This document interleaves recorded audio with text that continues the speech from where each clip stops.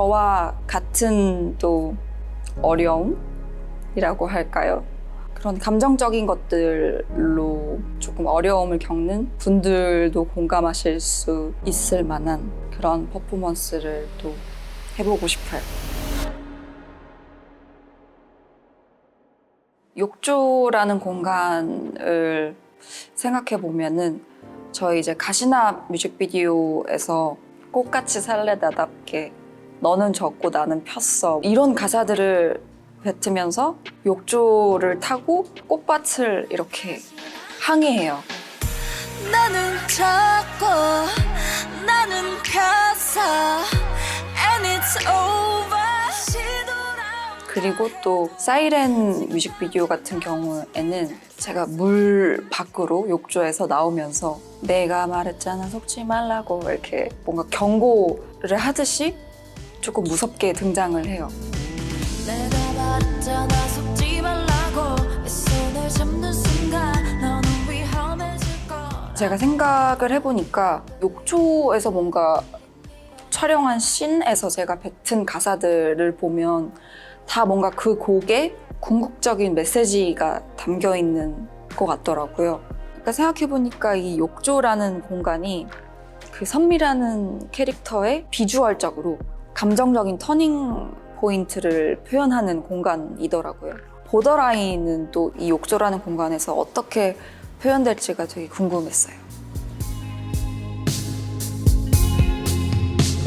I'm trying to be a good girl. 보더라인이라는 단어의 뜻은 경계선상이라는 뜻이에요. 또 한편으로는 제가 오랫동안 숨겨왔던 저의 이야기들이에요. 욕조 안에서 정말 정적인 느낌들의 표현을 할 거예요.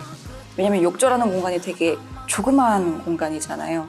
보여드리는 감정선은 뭔가 되게 극단적이고 다이나믹한 감정선들을 보여줘요. Push me away. I'm on the borderline. I'm on the borderline. I'm a good girl, yeah.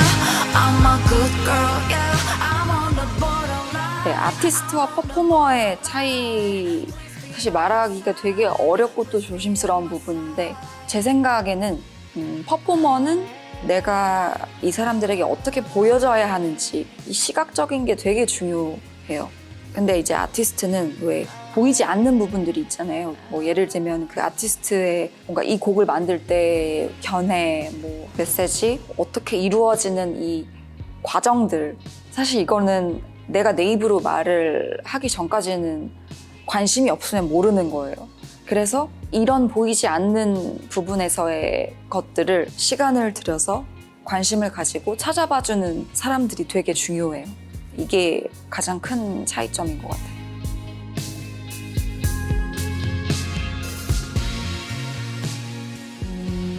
사실 제가 이 보더라인을 통해서 전달하고 싶은 거창한 메시지는 없어요. 왜냐면 저는 이 노래를 그냥 저의 이야기로 생각하고 썼기 때문에 이게 저만의 이야기는 또 아니에요.